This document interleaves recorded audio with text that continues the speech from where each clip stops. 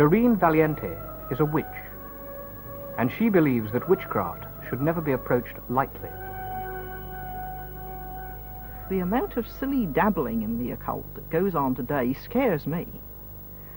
These people think that they're doing something terribly clever and terribly with it, and it's all great fun. And what they don't understand is that they're invoking forces which they can't fathom, and they're making themselves a channel by which those forces can come through into the world.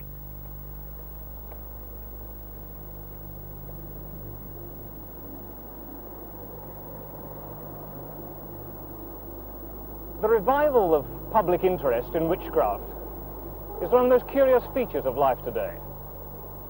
But it's very difficult to get at the truth of what it's all about. On one estimate, there are 30,000 people practicing in witchcraft in this country alone. A more conservative figure would be 8,000. But even so, it's enough to make you think. Are there really dangers involved, or is it all just a delusion? And if it is just a delusion, why do so many really quite intelligent people half believe in it? Just what has been going on in this country since the last of the witchcraft laws was repealed in 1951?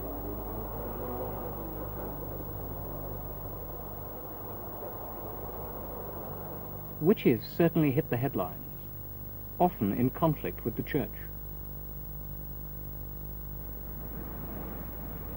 Our investigation in the end has led us to some pretty nasty evidence of blackmail, if not of black magic. But not all witches are ill-intentioned. One may pass them in the street without knowing it. They don't wear pointed hats and ride broomsticks. They look very like the rest of us and do the sort of jobs that we do. I'm a secretary.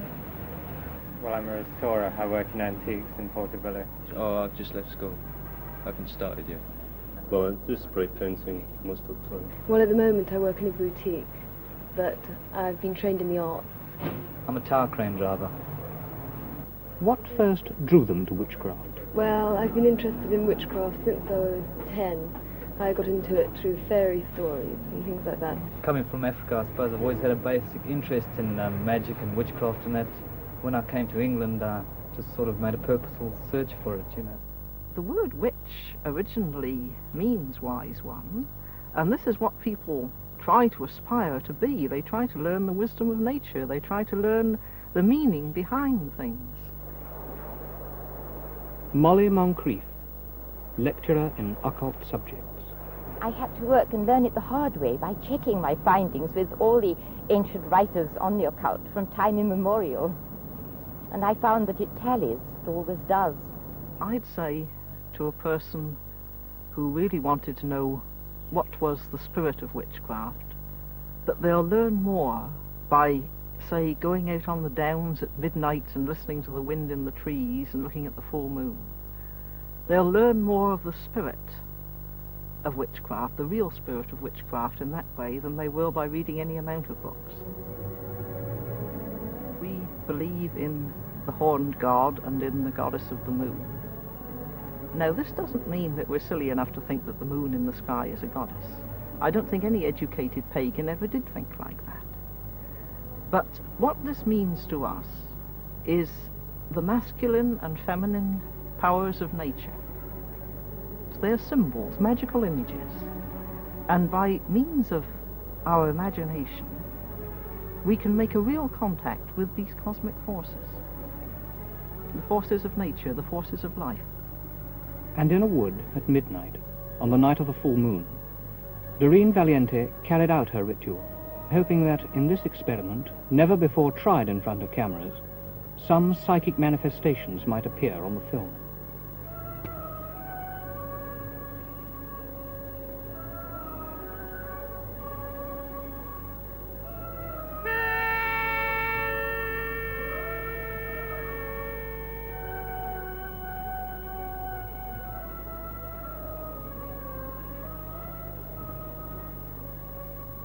Diana of the rounded moon, the queen of all enchantments here, the wind is crying through the trees, and we invoke thee to appear.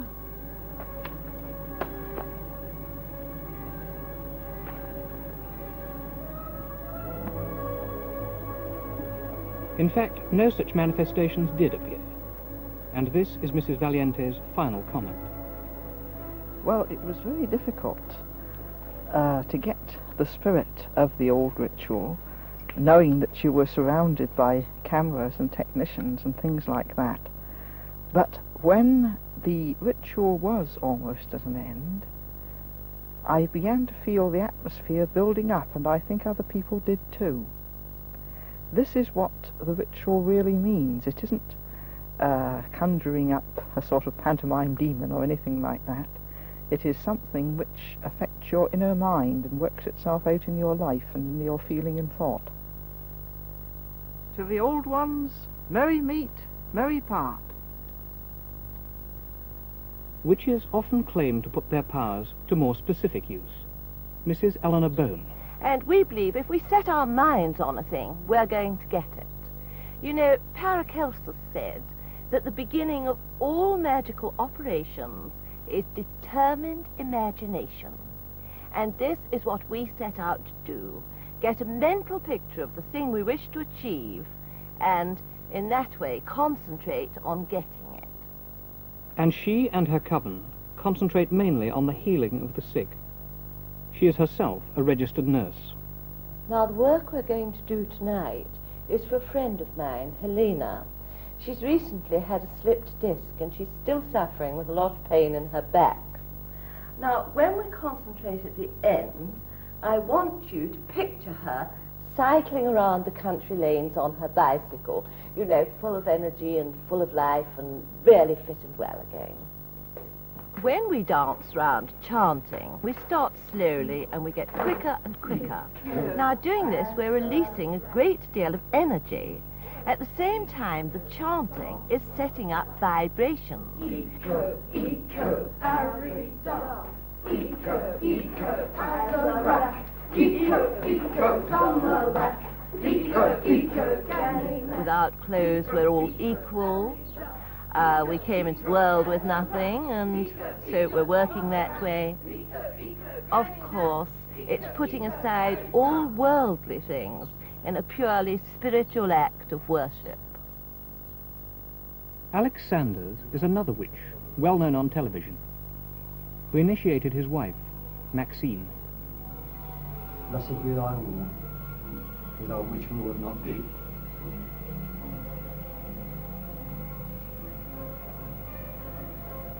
Blessed be thy breast from the beauty. Blessed be thy lips, that shall succeed. They also claim to use their power these days exclusively for good, or it may rebound upon them adversely. At the moment I'm connected with research for a cancer cure with a very famous professor from Munich.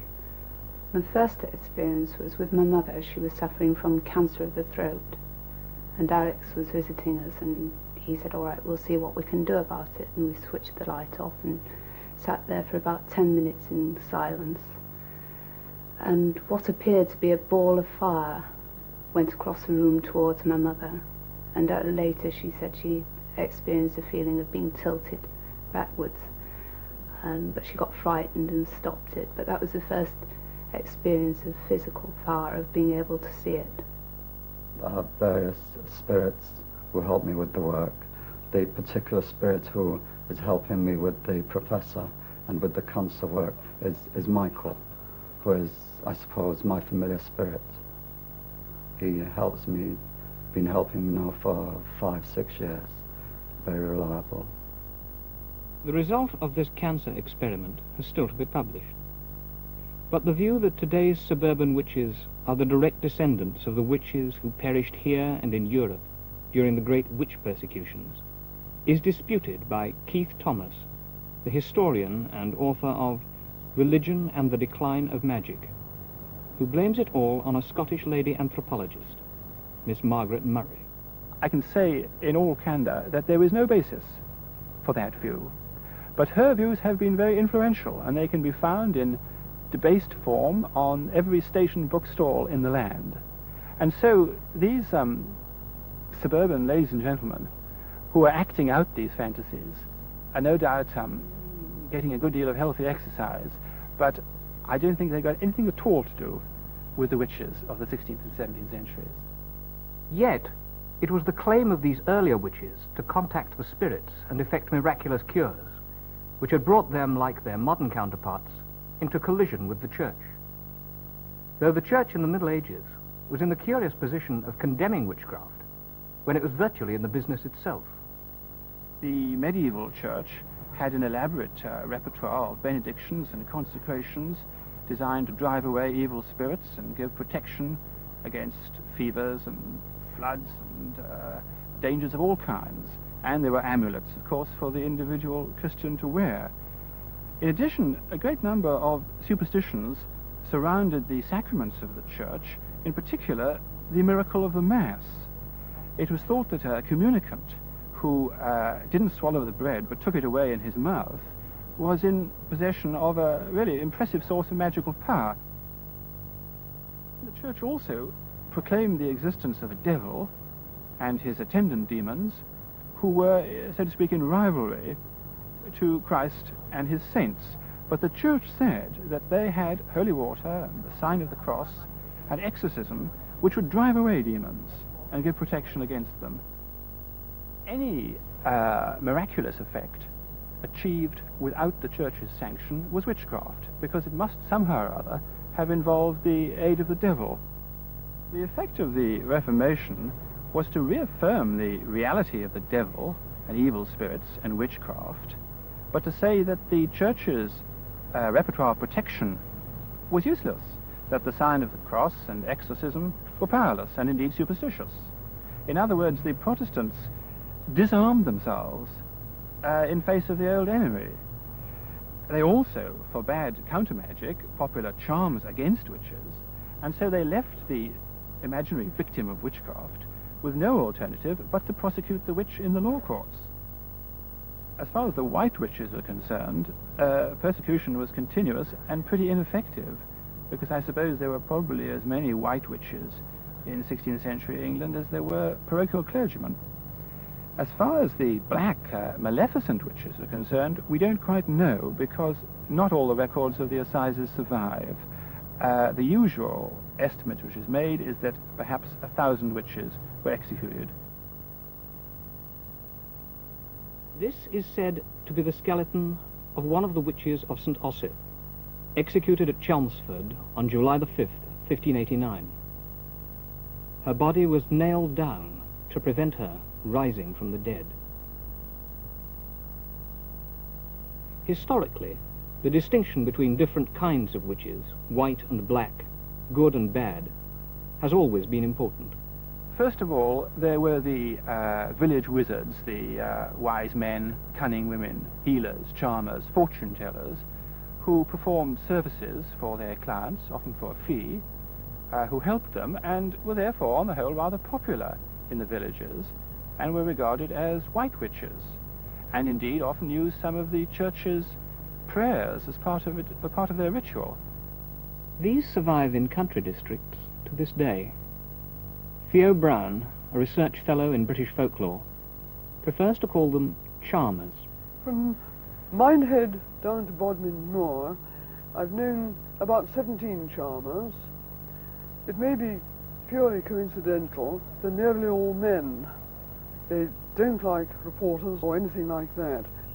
They usually talk very freely to me, surprisingly so. In fact, on one occasion, I went to see a charmer. I was a complete stranger to him. He invited me into his house, sat me down in his parlour, looked at me very hard, and said, "You can do it, can't you?" William Painter is a Cornish bard, and his bardic name means searcher out of witchcraft. Quite recently I gave a talk to some 60 children on Cornish folklore at the Liscard Secondary Modern School. And at the end of my talk, during the discussion and questions, I was amazed when 4 children, each in turn, one said, "My grandfather can charm warts. My grandfather can charm ringworms in cattle. My grandfather can stop the flow of blood when anyone's badly cut." And the 4th, "My grandfather can charm snakes."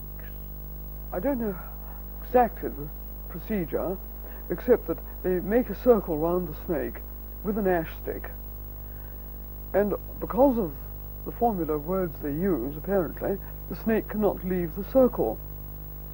In fact, a man I met who has seen this done said the snake lashes round and round inside this invisible circle, is quite unable to break out of it. Again, at one period there was a great demand for charms in bags, and here is a charm I discovered in Cornwall hanging over a mantelpiece. It is a charm against all terrors by night. It contains the wings of a bat. The second category is black witchcraft. The type, I suppose, we think of when a witch is mentioned was the person who was suspected of having done harm to her neighbors by some supernatural means. The witch usually lived in the same village, and the most usual situation, I suppose, was that she'd come to the door to borrow some food or drink, or even to beg some money for some neighbor, to ask for some neighborly help, and the neighbor had simply slammed the door in her face. A few days later, something goes wrong in the household, a child is taken ill, somebody dies, the pigs are sick, and they turn around and blame the witch. I think in the old days, people very often did put a curse on someone that worked, because you see, people were very much wronged, perhaps by, say, the local squire turned them out of their home and they had no redress at law or something like that. No human law could do anything for them. And when a person was really wronged and cursed someone from the marrow of their bones, believing in every word of it, then that sort of curse with justice behind it did work.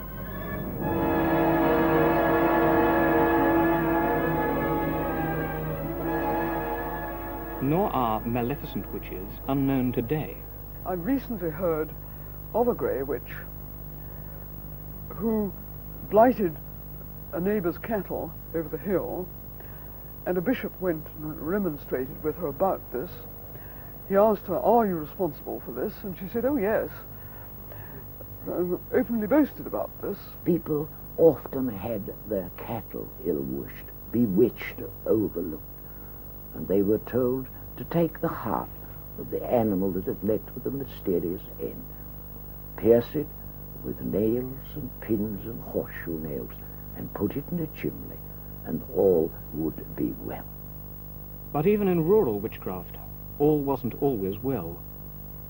In 1945, on the slopes of Meehan Hill, an event took place which brought witchcraft into the national dailies. A particularly gruesome murder was committed, which soon became known as the witchcraft murder. A hedge cutter in his 70s, his name was Charles Walton, was murdered on the 14th of February, St. Valentine's Day. He was battered to death with a stick, and he was pinned to the ground with his own pitchfork, which was thrust on either side of his neck, through the neck. A sign of the cross was cut on his chest with his own billhook. One of the most remarkable features about the case was the seriousness with which the police treated the whole witchcraft theory. No less a person than Fabian of the Yard was called in to investigate it, and the police soon turned up some very curious pieces of local information. St. Valentine's Day in 1945 fell on Ash Wednesday, a day particularly rich in black magic associations. It was the day when the Druids were reported to have made sacrifice to the earth. They killed their victim with a knife and allowed his blood to drain away, to replenish the fertility of the soil. Charles Walton's case aroused the interest of Margaret Murray, the celebrated Egyptologist and archaeologist. She was then in her 90s, but she came down to the village to stay there and investigate the case personally. And she said that she was 95% certain that the killing was a witchcraft killing, that Walton had been murdered to replenish the earth. Well, why should this possibly be so? the theory that came out was that Walton himself was a witch, and he'd made barren the local land. The crops had been bad, they'd been late, and they hadn't really been very fruitful. He is said to have tied a toy plough to the leg of a pet toad and sent it scurrying across the local fields. In 1875, in Long Compton, a village only a little way away, an old woman had been killed under exactly the same circumstances. A pitchfork had been thrust into her throat, and the young man who did the crime confessed later in court that he had done it to rid the village of witchcraft. This is a photo of old Walton, and his case demonstrates just how elusive witchcraft can be to the investigator. With me now is the person who knew him most and best, his niece, Mrs. Good. Mrs. Good, Charles Walton was living with you at the time of the murder. Yes. Do you think that there was any chance that witchcraft played any part in his death at all? No. I think the papers made a lot of it. And I lived with him all my life, and I've never known such things. I think it's ridiculous, really, the things that were said.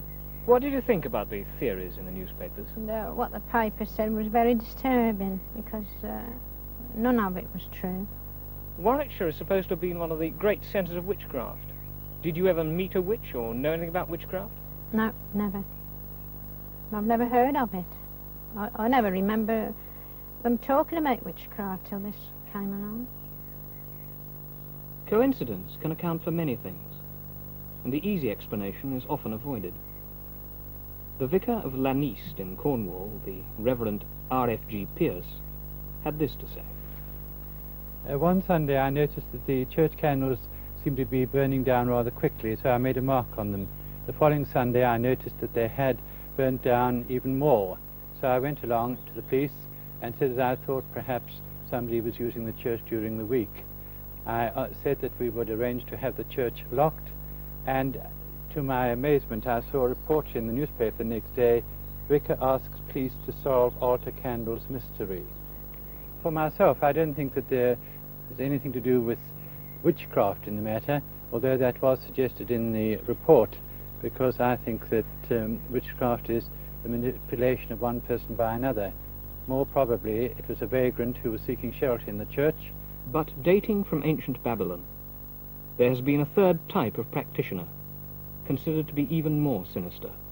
The intellectual wizard, the man who tried to get in touch with the spirit world by an elaborate ritual of conjuration, drawing circles and lighting candles and hallowing and so on. This was, as I say, a rather intellectual thing to do. It was very popular at the universities, and I suppose from the point of view of Jacobean undergraduates was rather the counterpart of modern drug-taking as the stock student temptation. Take the case of the notorious Sir Francis Dashwood, who founded the Hellfire Club in the caves below West Wickham. It's difficult at this distance of time to know how much genuine Satanism played a part in their practices. It was rumoured that Dashwood and his companions had celebrated Black Mass both here and at Medmenham Abbey. Dashwood himself was an intensely religious man in some ways, and it was rumoured that there was a secret passage leading from the caves down here to the church on top of the hill, and that Dashwood's parson worshipped God above and Satan down here. On one occasion, the devil did in fact put in a personal appearance. He leapt across the table and seized Lord Sandwich by the throat. Sandwich collapsed in a nervous fit. The devil turned out to be an ape, equipped with false horns and a little black cloak. He'd been introduced into the assembly by John Wilkes. So it seems that among all their Satanism, there was a certain amount of jesting too. But not everyone has taken it as a jest. For many, Satanism promises a shortcut, a guarantee of power and pleasure in this world, and its adherents seriously believe that a demon or emissary of Satan can be called down to do their will. the myth of Satan and his human servants continues to the present day. This is the Church of Satan at San Francisco, where Anton LaVey, the high priest, says, "Live is evil spelt backwards." He therefore reverses everything in the Gospels. Hate your enemies, he says, and if someone smites you, smash him. Hail Satan! Hail Satan!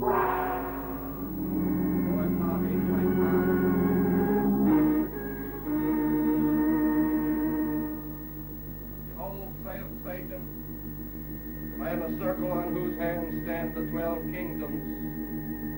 6 are the seats of living breath, the rest are as sharp sickles or the horns of death.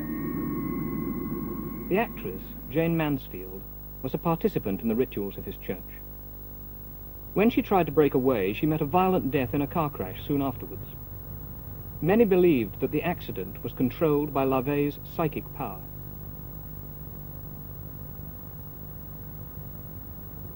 And when Charles Manson and his satanic family were found guilty of horrible ritual murders, the public realized that the gap between fantasy and practice had narrowed alarmingly. Also, it's been coming nearer home. The desecration of this cemetery at Basingstoke last Easter could, of course, have been the work of hooligans. But since it seemed to require such frenetic energy, Satanists cannot be ruled out.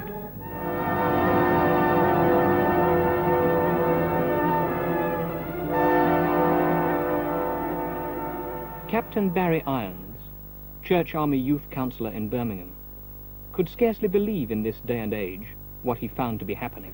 I'm told by a large number, and I do mean a large number of young people who have come to see me, that very often the first time they have been taken to a party where witchcraft has been involved, they have been initiated, which largely means, of course, that they're laid on the altar and the sacred signs are made on their body with animals' blood.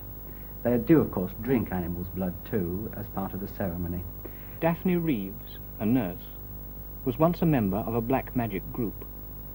Well, I was working in London at the time, and I was sharing a flat with 3 other people, and 2 of them one night said, would you like to come to a meeting with us? I'm sure you'll find it interesting. And I did so.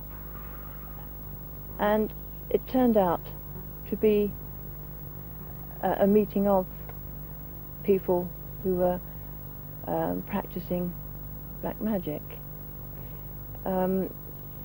At first I was just an observer. It was very interesting, and I felt that I could perhaps learn something. I gradually became more and more involved. The things I find the most horrifying, of course, are the vows which they're expected to take. And these are the things which hold people, of course, to the group long afterwards. One of the vows is, of course, first of all, that you promise to forward the work of our Lord Satan, Lord of Earth.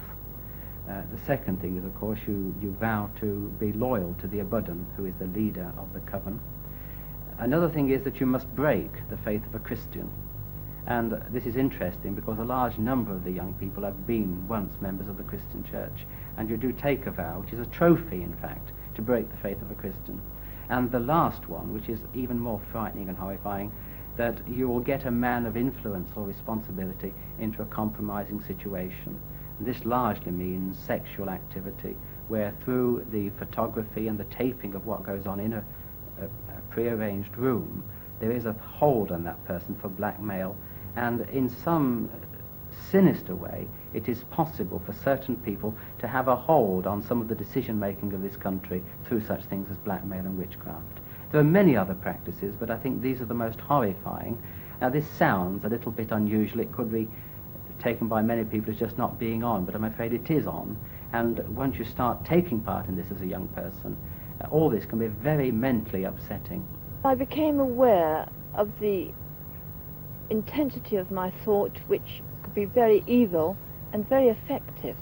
If you read old books and you imitate occult practices and you seek after the devil, there is a way in which you begin to think evil and be evil.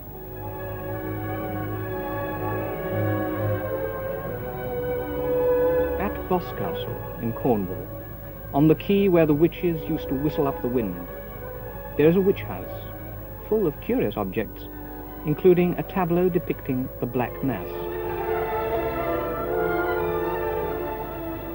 Its owner is Cecil Hugh Williamson, who gives his own account of what goes on behind the scenes of a seemingly innocuous organization.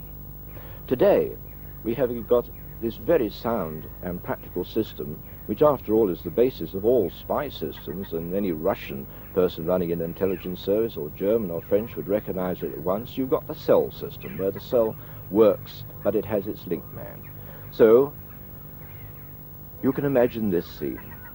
As a local coven of a district has its meetings every once in a while, and so what happens is that you find a group of people making tracks to the meeting place, but they don't all drive there and arrive and fill up a car park. No, for secrecy and security, what they'll do is they'll go in their Austin 1000s or what have you, and will gather at, if there's a lot of them, they may use 2 pubs, so that you have no more than 5, 6, 8 people meeting at a pub at the end of the thing.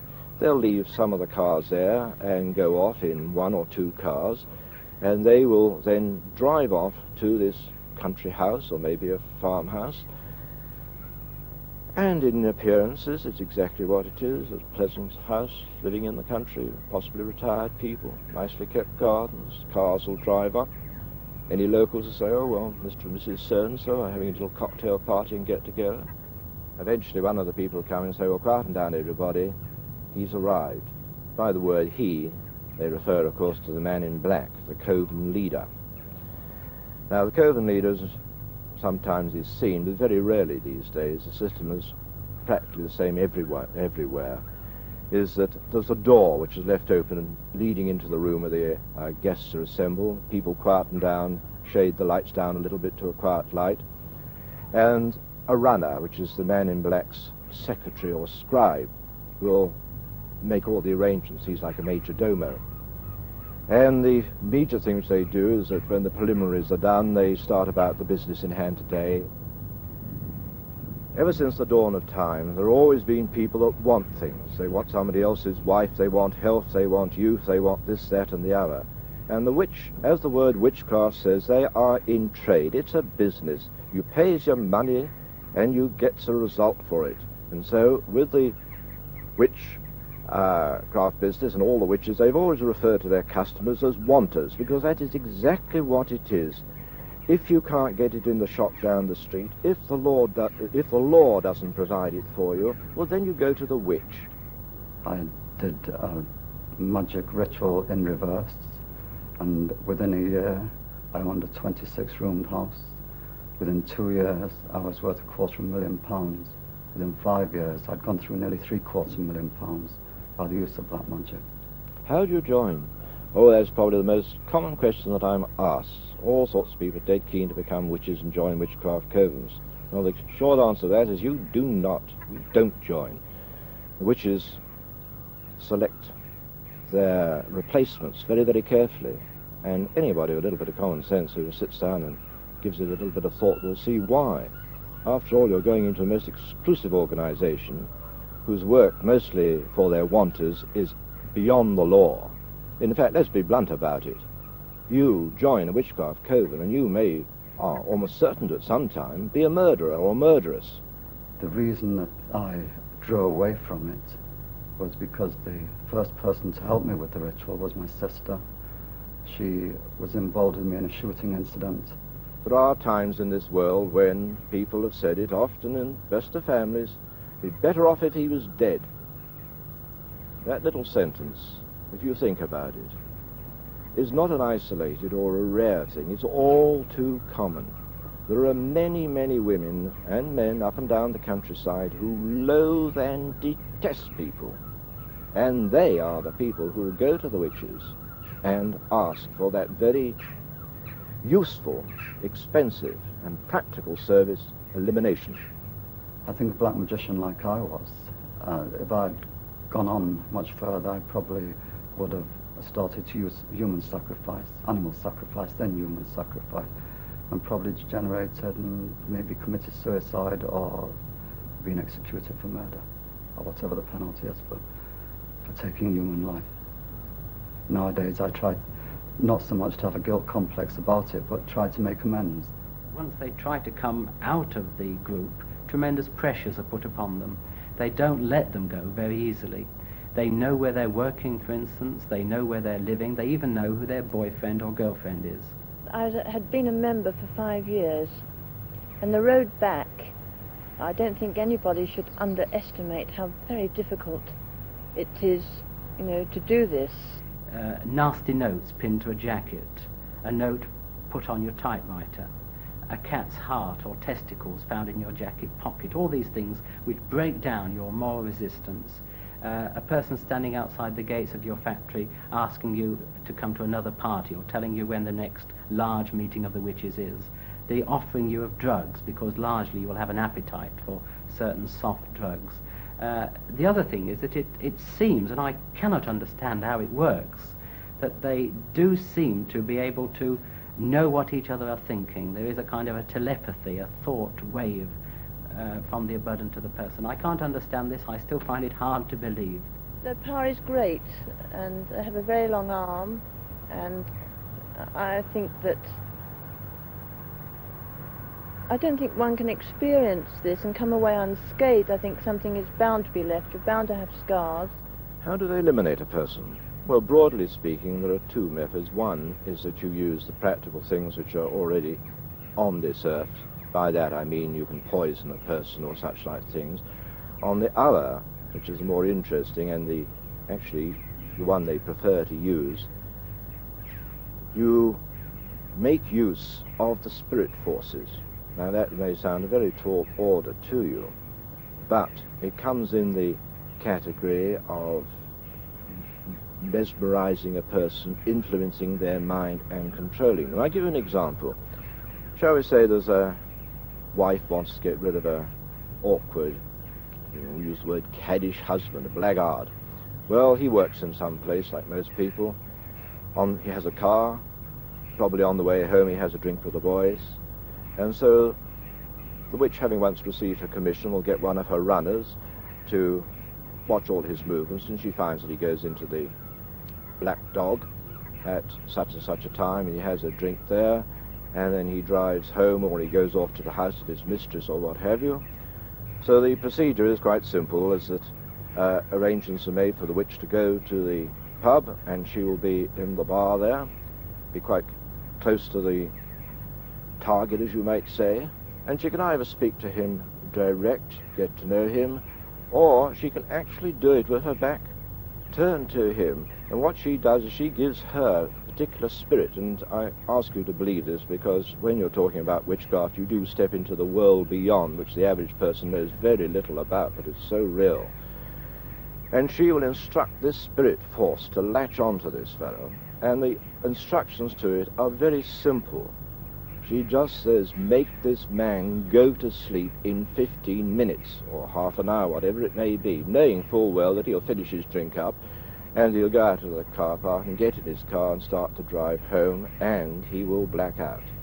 Well, a lot of young people don't believe there is a power when they get involved in satanic or black magic practices. They go for the drugs, they go for the fun of it, they go for the adventure.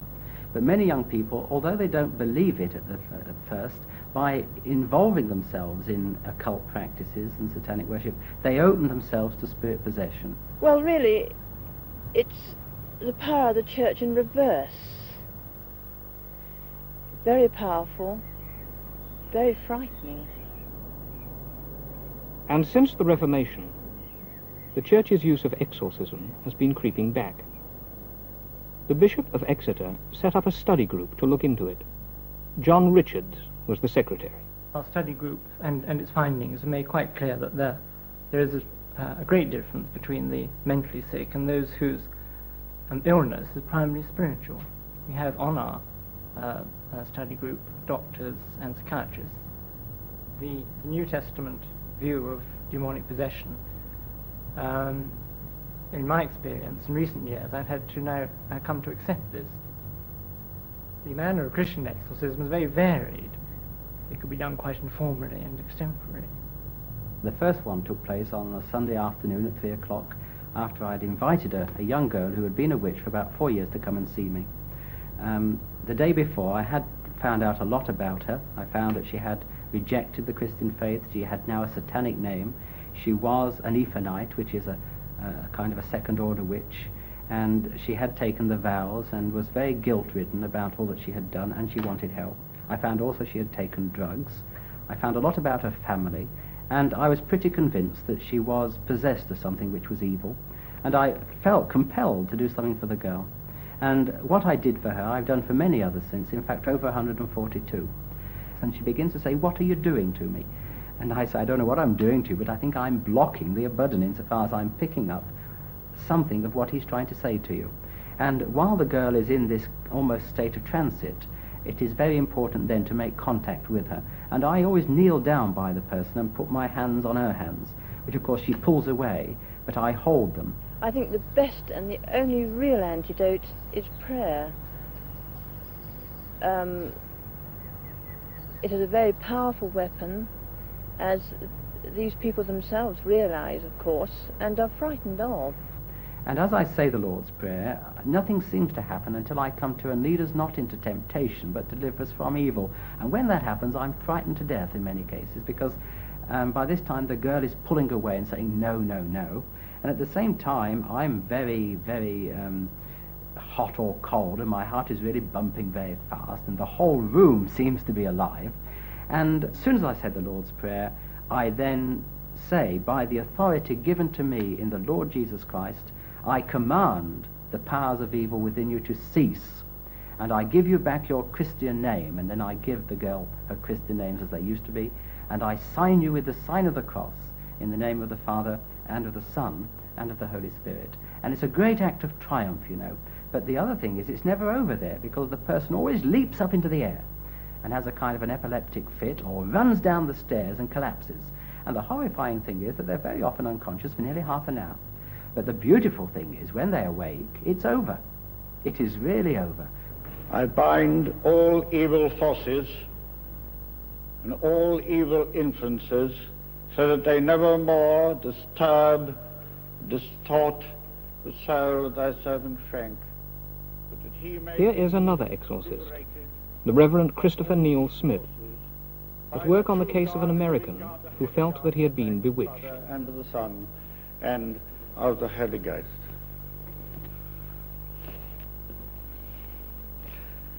Let all witchcraft, sorcerer, and black magic fly from hence. A man believes that his mother, when she was pregnant, was given a witchcraft potion. And I exorcise thee, every unclean spirit, by the true God, the living God, the holy God, that they may never more hold tyranny over thy soul, and give place to Christ, his power, his pardon, and his peace.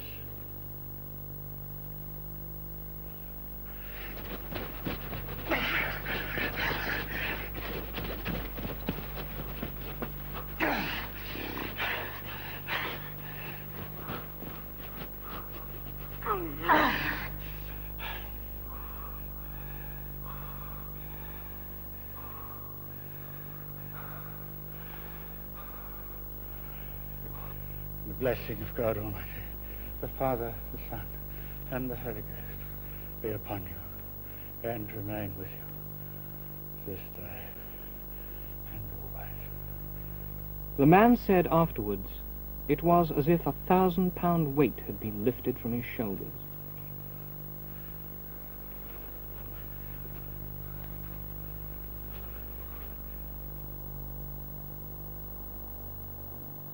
What then are we to conclude?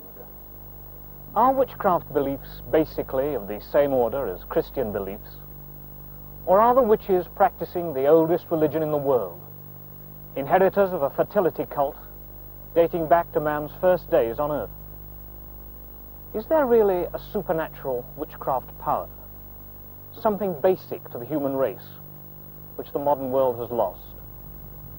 Or is it all self-delusion, hysteria, a kind of madness stemming from man's confused understanding of himself? Freud said of demons, "We speak as if they invade us from the outside, but demons are our bad desires which have been repressed. Here is Irene Champagnat, a Jungian psychotherapist. Well, I'm very dubious about the word witch. Could mean anything. I mean, sometimes people call me a witch if I have a hunch about something that's going to happen or something that they didn't think I knew, which is just purely an intuitive woman. Everybody's born with power. I think it's if they have the awareness. I think everybody can use this power, but they have to be aware of it or want to use it. I think there's really a feeling that there's a mysterious, spiritual side to life that can't be explained in scientific terms, and that they really are on the search for God, really. And I have a great respect for them, but in the search for God, they've tumbled on the devil quite often. And he gets in through the collective, just in the same way as God can get through the collective. Well, when I was a child, I always felt much closer to a great life force when I was out of doors, far closer than when I was in the four walls of any church. Well, the thing that makes people turn to witchcraft is primarily they're dissatisfied with their religions. They're looking for something. I suppose they're looking for evidence more than anything else, spiritual evidence, psychic forces. The point about witchcraft is that it's a self-confirming system. If you believe in it, nothing can happen to weaken that belief. If I believe that magical healers can cure me and go to a magical healer, well, if I recover, then I've been cured. If I don't recover, then I go to another healer. And if he can't cure me either, then it must mean that I'm bewitched, and so on it goes. Much depends on what the healing process is, and nobody seems to know very much about that. What I'm quite certain is it's nothing whatever to do with magic. I have had some experience in another country where witchcraft was supposed to be rampant, but it did seem to me that it was a psychological thing, and that if the people had not been told that they had been bewitched, nothing would have happened. Well, I should say avoid certain kinds of groups. Certain kinds of groups. Of course, I know people are lonely, and they want to get together, and they want to share radically at a deep level. And this is what starts it. And they want to be real, these encounter groups. But I would say to them, still stick to your very simple practicalities. Just the ordinary human life and human personal relationships. Anyone who sets out to play God with other people's lives, I think, is doing something very wrong and very foolish. When I look back on those 5 years and realise just how very evil they were, I hope I never go back. I would never go back on the black path again. I've still got money in the bank from those days, over £137,000. I will never touch it. The danger at the moment is that many young people have rejected the Christian God and are seeking out old gods which are false, which are dangerous, and really will resort to their own ruination. Once you're in, you've sold your soul.